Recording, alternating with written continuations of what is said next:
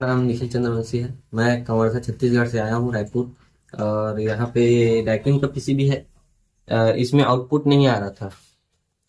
तो यहाँ पर ये सेंसर खराब हो गया था यहाँ का।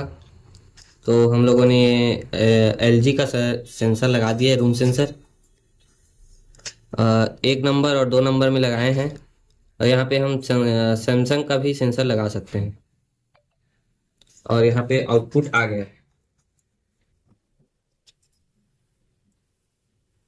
ठीक है। ये डाइकिन का